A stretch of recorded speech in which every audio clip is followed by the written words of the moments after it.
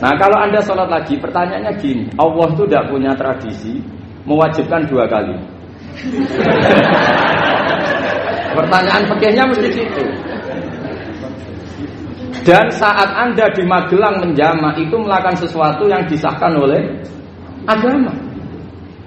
Berarti pas Anda jamak 2 rakaat, sesuatu pas melakukan itu kan berstatus sah dan boleh. Meskipun setelah itu ada masalah, istri kamu nelpon terus pulang. Tapi pas itu kan sudah dinyatakan oleh malaikat sah, Anda sudah zuhur dan asar. Kalau melihat itu tidak wajib mengulang. Tapi bisa saja malaikat ada yang usil. Itu sah karena Anda berstatus musafir. Berhubung status Anda hilang, maka poin Anda sudah sholat juga hilang. Kamu milih fikih yang mana?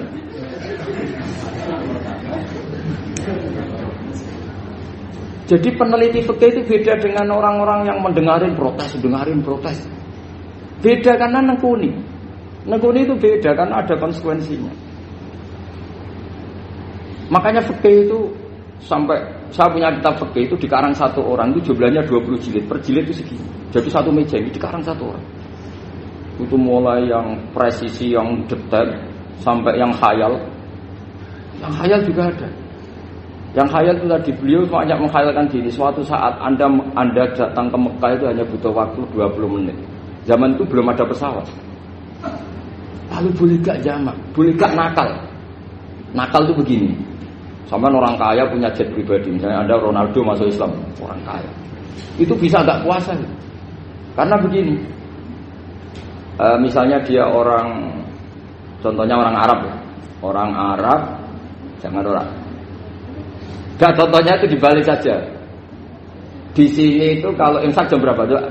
Imsak Ramadan jam berapa? 3:30 saja biar aman ya. Kalau 3:30 kan masih imsak. Dia terbang ke Mekah. Jadi orang sini puasa jam 5 kan mulai puasa. Dia terbang ke Mekah kan masih malam. Makan terus dia. Mekah mau ada matahari terbang lagi ke barat. Karena dia menghindari berstatus puasa. Atau sebaliknya, dia orang Mekah jam 12 puasa. 12 siang puasa. Dia, wah kalau 6 jam lagi buka, bisa barabe saya. Terbang ke Indonesia. Ke Indonesia terbang baru 1 jam, di sini sudah buka. Itu khayal. Jadi itu ada khayalnya. Itu lama dulu sebelum ada pesawat sedang mengkhayal gitu. Bolehkah orang yang di Masyriq ke Maghrib demi itu? Kalau Anda jadi Raja Salman jam 1 kok sudah nggak kuat apa? Puasa, itu diberi saran terbang ke Indonesia. Itu kalau pakai jet kan nggak sampai 9 jam, 1 jam ke Jakarta. Sudah ada wow akbar. Bukan. Boleh enggak? Loh mau kamu enggak bilang, oh enggak boleh. Loh di Jakarta sudah huru bisa sih. Masa sudah matahari terbenam orangnya enggak boleh? Bukan. Lah ya. Apa? Kalau resikonya gini, sampean mungkin nggak mikir, resikonya gini. Kalau dia berstatus musafir, bolehnya buka karena musafir. Pertanyaannya dia wajib bayar. Kan musafir bolehnya kodok nanti harus bayar. Tapi kalau dia buka normal kan nggak harus bayar. Beda, efek pakainya beda.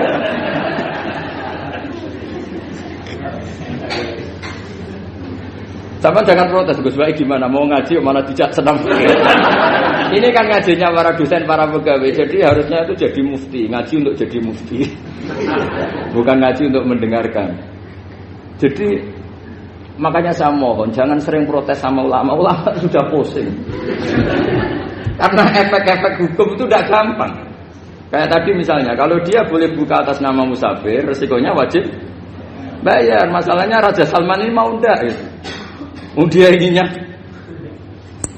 Maka pertanyaannya itu kitab yang milik saya tadi yang 20 jilid tadi. Ulama itu mulai dulu sudah membayangkan bagaimana kalau suatu saat ada satu kendaraan. Kenapa ulama bisa membayangkan itu? Karena ada buruk.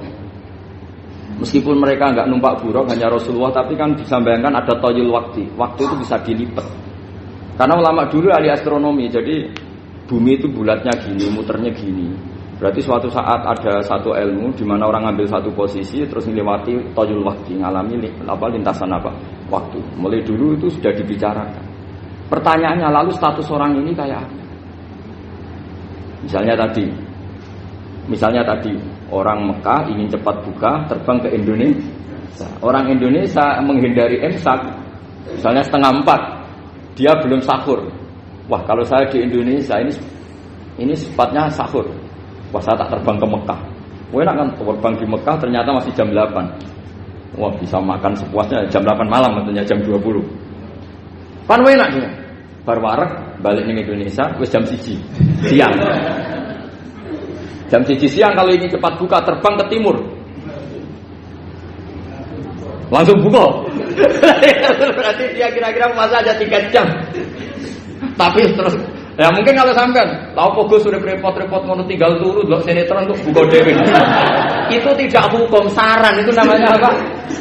Kalau hukum tetap tadi yang dikatakan puasa adalah imsak, mulai jam imsak sampai ghurubus. Lalu pertanyaannya lagi, ghurubus samsi sampai imsak itu konversi jam apa nyata-nyata ghurubus samsi? Kalau yang diliwati khatul istiwa itu nyata, fi'lan kalau dalam bahasa Arab fi'lan awaqi'iyah.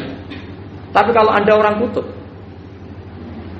saya sering kirim-kiriman surat sama mufti-mufti yang ada di Timur Tengah, di Eropa, konsultasi maksudnya.